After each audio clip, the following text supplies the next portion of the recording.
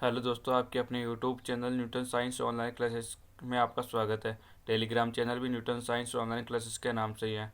आज का वीडियो है navy WSSR air force XY group and A के लिए है।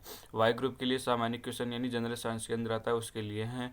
और आज का टॉपिक है फिजिक्स। फिजिक्स के अंदर वीमा डायमेंशंस यानी सब्जेक्ट है फिजिक्स और टॉपिक है डायमेंशंस यानी वीमा। इसकी PDF आपको टेलीग्राम चैनल पर मिल जाएगी। अभी वीमा की बात करते हैं। वीमा क्या होती है? यानी वीमा किसी भी भौतिक राशि को मूल मात्रक होती है ना, सात सात बताए दें, किलोग्राम, दूरी, समय, वो बताए दें ना, वो सात मूल मात्रक के रूप में व्यक्त करने के लिए इन पर लगाई गई घातों को विमा कहते हैं। MLT के रूप में, यानी कोई धारा आती है तो वो भी मूल मात्रक है, उन पर लगाई गई घातों को क्या कहते हैं? विमा कहते हैं। और वो सूत्र बनता है, इससे उसको क्या कहते हैं? विमीय सूत्र। इसी प्रकार से ये है। अब किसी भौतिक राशि को मूल मात्र को MLT के रूप में व्यक्त करने के लिए इन पर लगाई गई घातों को विमा कहते हैं। अब एग्जाम्पल की बात करते हैं कि किसी की विमा निकालनी हो तो क्या करें। एग्जाम्पल है जिस प्रकार से, अब किलोग्राम का फिक्स है कि M आएगा, और विमा के लिखने के लिए कुछ सामान्य रूल भी है कि विमा को हमेशा बड़े कोष्ठक में लिखा जाता है। इसी प्रकार कोष्ठक होता है उसमें लिखा जाता है, और बड़े अक्षरों में लिखा जाता है। इसी प्रकार के अंदर कोई भी राशि होती है जैसे 3.6 गुणा, तो उसकी कोई बीमा नहीं होती है। बीमा कुछ कॉन्स्टेंट मानने वाली बीमा नहीं होती है। अब एग्जाम्पल की बात करते हैं वेग। चलो पहले वेग की बात कर लेते हैं, यानी शुरू से बात कर लेते हैं किलोग्राम की। अब किलोग्राम का सबको पता है केजी। अब इसको हम क्या किससे प्रतिशत करते हैं? बीमा के अंदर एम के अंदर प्रतिशत। इसको इसी प्रकार लिखा जाएगा। अब किलोग्राम हो गया तो मीटर यानी दूरी। अब दूरी का मात्रक होता है मीटर। मीटर को प्रतिष्ठित करते हैं L से, तो ये लंबाई का ये होता है। इसी प्रकार समय का मात्रक होता है सेकंड, लेकिन इसको V में सूत्र याद है, T होता है उसका। क्षेत्रफल का हो जाएगा मीटर स्क्वायर, और आयतन का हो जाएगा मीटर क्यूब। इसी प्रकार होगा। अब वेग की बात करते हैं, तो वेग का सूत्र होता है विस्थापन बटा समय। ये विस्थापन हो गया और ये बटा समय हो गया। अब विस्थापन की क्या कहते हैं? विस्थापन को क्या कहते हैं? हम मीटर कहते हैं।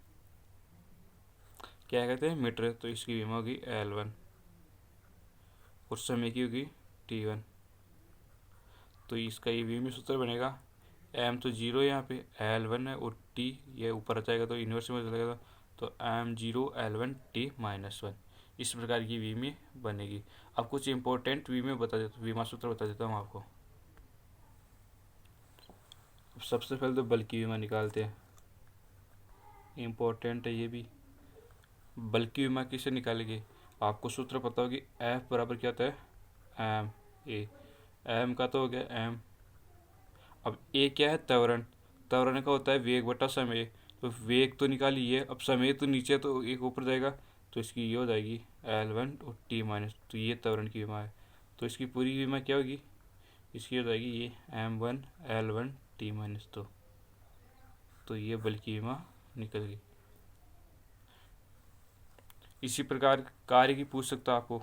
कार्य यानी कार्य का मात्रक तो होता जूल, ऐसा है मात्रक। अब जूल की पूछ सकता है, यानी वो पूछ सकता है ऊर्जा पूछ ले, तो वही बात एक ही बात है। अब ऊर्जा ही कैसे निकालते हैं? W बराबर कार्य होता है W बराबर बल गुणा dx।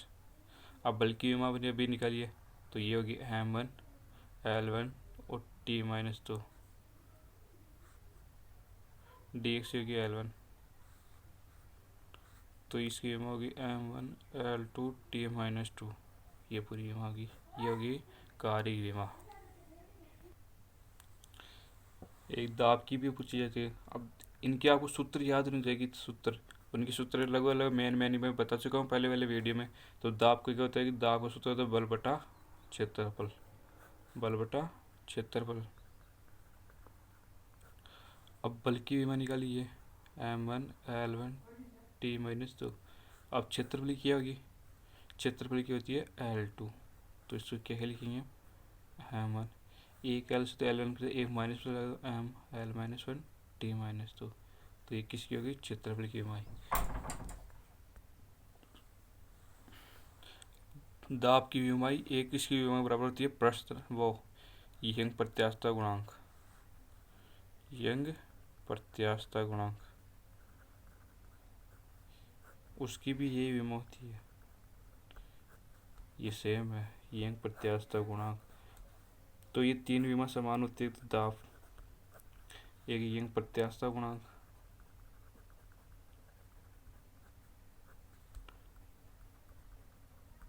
और एक प्रतिबल, इनका मात्रक होता है कि बल 1 न्यूटन/मीटर² होता है। तो इसकी विमा होती है ये m1 L-1 T-2, जो ये आपको पहले बता चुका हूँ।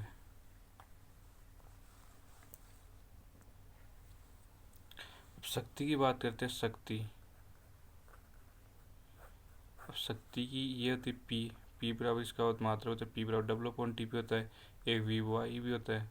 तो ये तो वोल्ट और ये धारा, इससे भी निकल जाएगा। इसके लिए पहले आपको वोल्ट की माननी चाहिए, फिर आई की मैंने एम्पेयर की माननी चाहिए। तो आई की तो होती है केवल सीधी ए होती है।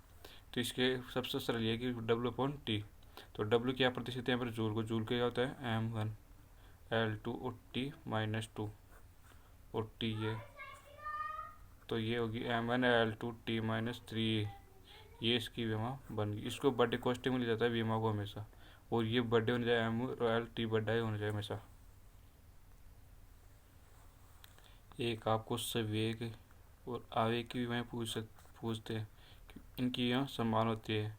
तो संवेग का सूत्र होता है P बराबर mv।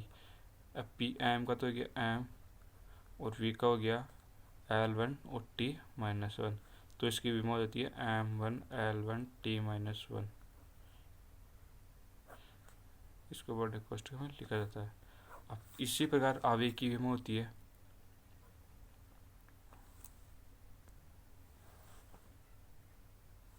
आवेग I बराबर F.Δt, तो F यहाँ पे है M1 L1 T-2, ये तो होगी F की। अब डेल टी होगी T, तो एक T से तो एक T कैंसिल आउट, तो ये बच गई M1 L1 T-1। अब इसकी बीमार और इसकी बीमार ये सेम होती है। एग्जाम्पल एक बार ये क्वेश्चन भी आता है कि कोण और विकृति